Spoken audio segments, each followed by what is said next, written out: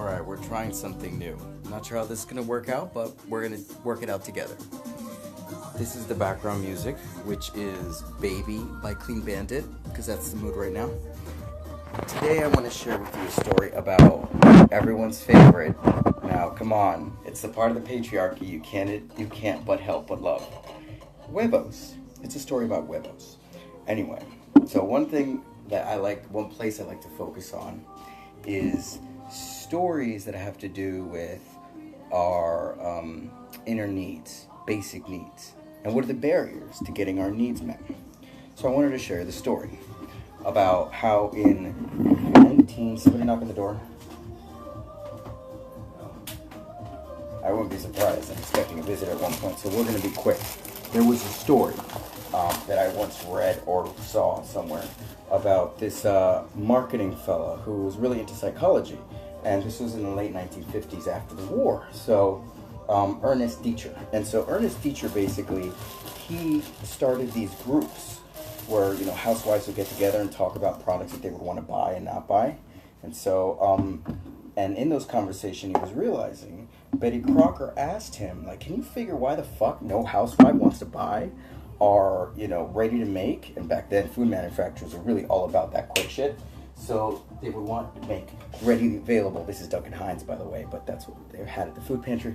So at fudge brownies, what the things that you require to have are oil, water, and eggs. In the 1950s, eggs weren't necessary to make the cake. To make the cake, you didn't need eggs, which was really interesting to me because you know what that says? That means that how did the egg end up getting back into the box? Well, the way I understood it was they had focus groups. And Ernest Dieter found out that a barrier to women buying the eggs had to do with the fact that them not providing an egg for the cake mix made them feel guilty. Guilty that they were providing enough for their man, that they had to do more work. The fact that the cake could be made that easily without an egg made them feel guilty. So how do you remove that barrier? How do you remove that guilt and get them to buy that fucking product?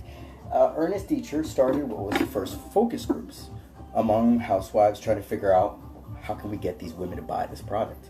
He noticed that if you put an egg in there, it would remove the barrier of guilt.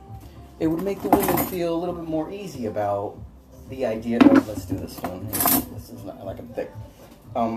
It would remove the whole barrier from that anxiety, from that selfishness would say that I can't even provide a huevo for my husband. And once they removed that and they added the egg, she got her need met.